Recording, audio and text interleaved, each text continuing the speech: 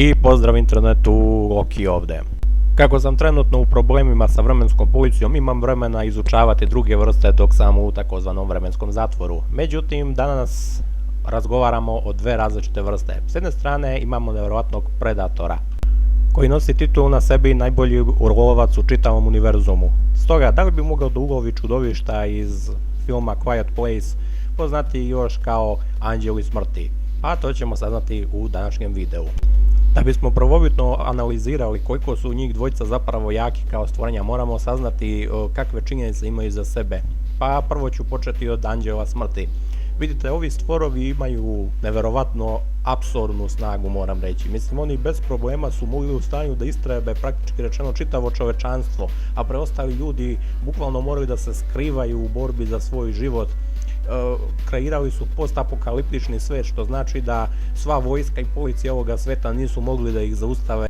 Kao što smo mogli vidjeti u filmu, oni bez problema mogu da bacaju automobil okolo kao da je u pitanju igračka i također mogu da probiju kroz čelik bez ikakvih problema i praktički rečeno imaju neverovatnu brzinu.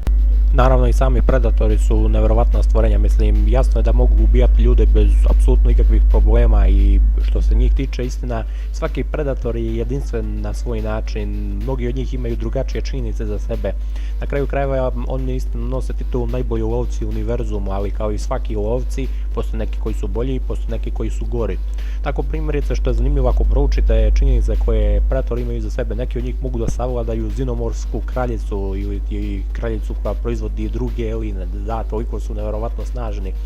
A kako je u pitanju neverovatno stara vrsta, oni su čak u prošlosti ulovili dinosauruse ovdje na zemlji. Inače, jedna od najimpresivnijih stvari koji su oni u stanju da urade je da bez problema iščupaju ljudima njihovu kičmu, za što je potrebna neverovatna snaga. Također da ne pominjem da su u stanju da savladaju ogromne životinje, poput primjerice bizona, stoga vjerojatno bi mogli da savladaju medvede i slične životinje bez problema. Prolaze kroz tenkove vrata od titanijuma, bez problema ubijaju vanzemaljce. Također da ne pominjem da su u stanju da razore helikoptere kao što smo mogli vidjeti u nekima od stripova. Zanimljivo je da su ti stripovi kanon za filmski univerzum, tako da je logično koristiti te njihove činjenice koje su tamo radili. Međutim, za druge strane, vidimo da istina imaju ogromnu snagu, ali pitanje je šta je zapravo s njihovom izdržljivošću, šta konkretno oni mogu da izdrže kada ih napadnu. Vidite, predatori su nekako komplikovani da bih to zapravo stavili ih pod jednim uglom. Jer vidite, sa jedne strane, svaki predator je jedinstven na svoj način. Neki od njih primjerice nose oklop, dok drugima ne treba, jednostavno su metko otporni bez ikakvih problema.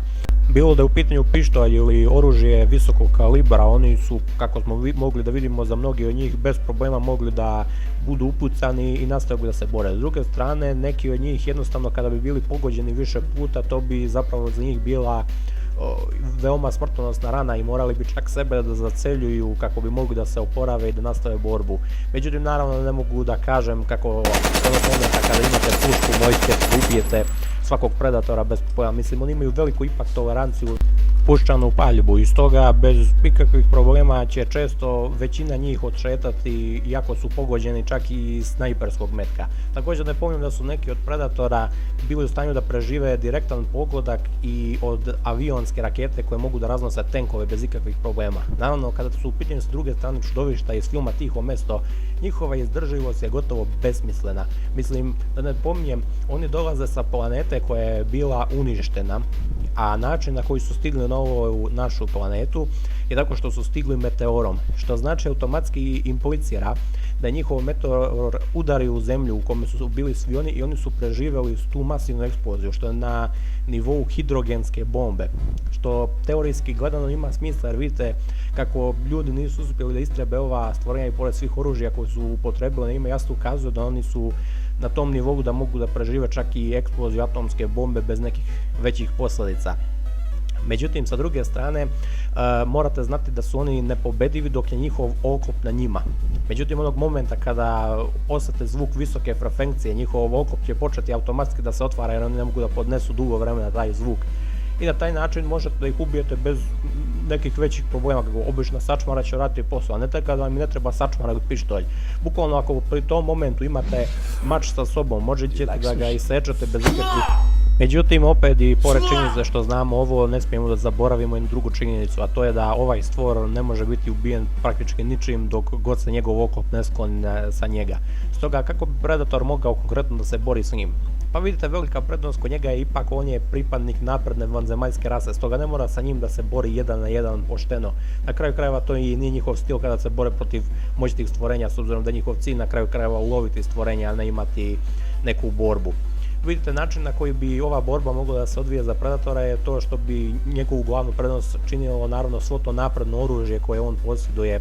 I da te pominjem da svaki od njih ima masivno iskustvo s obzirom da odlaze bukvalno od planete do planete sa najopasnijim vanzemaljskim stvorovima i da nalaze načine kako da se bore sa njima. Da ne pominjem, njihovi laserski spaljivači su se već pokazali da su nevjerovatno opasno oružje. Mislim, ovdje u jednom kadru su bukvalno spalili ljude do te mere da su se oni praktički rečeno pretvorili u pepeo. Njihova sječiva su tako oštra da mogu ubijati stvorove koja bez problema mogu da prežive direktne pogodke iz visokokalibarskog oružja. To je naravno njihova čuvena nevidljivost, da ne pominjem da su oni majstori prikradanja i skrivanja, što bi mogla da bude velika prednost kada se borite pred ovakvih stvorenja. Naravno, ono što bih htio da istaknem kod njih je činjenica da se oni skrivaju, analiziraju svoju metu, proučavaju kakva je ona zapravo, koje su joj slabosti, na koji način treba da pristupe.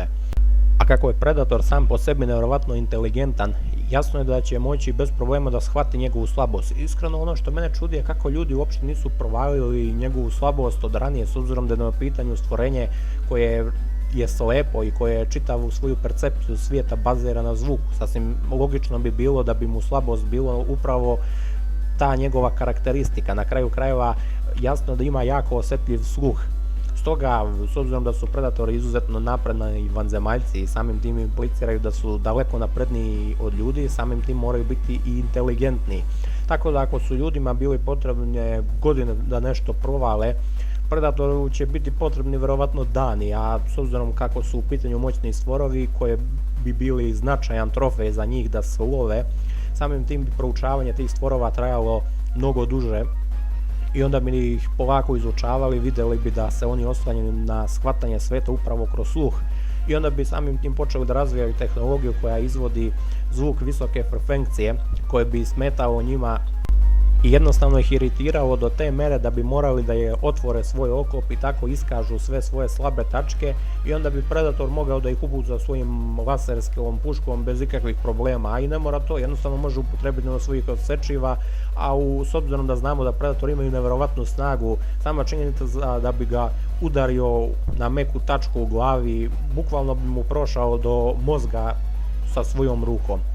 Stoga jasno je da zbog činjenice da Predatori posjeduju mnogo veću inteligenciju, sposobnost sakrivanja i same činjenice da imaju nevjerovatno iskustvo iza sebe, jer na kraju krajeva anđeli smrti u principu samo love ljude, oni su kao klasični predatori koji nemaju neki visok intelekt, u principu kao alieni sa kojim su se Predatori već ranije borili i bili su u stanju da ih nadmaše svojom inteligencijom i raznim zamkama koje postavljaju, koji bi također mogli da im budu velika prednost u ovoj borbi. Stoga, zbog svog intelekta i svojih ratničkih veština koje su tako nevjerojatne da mogu da se bore čak i protiv alienske kraljice koje su po snazi i veličini bukvalno ravne Tyrannosaurus Rexu ili sličnim takvim univerzalnim predatorima naše planete, jasno je da bi Predator jednostavno odnio ovu pobedu i našao bi način da ga ubije. U principu to je sve što sam imao da kažem, nadam se da se dopao video, nadam se da se naučio nešto i to bi bilo sve. Loki se odjavljuje.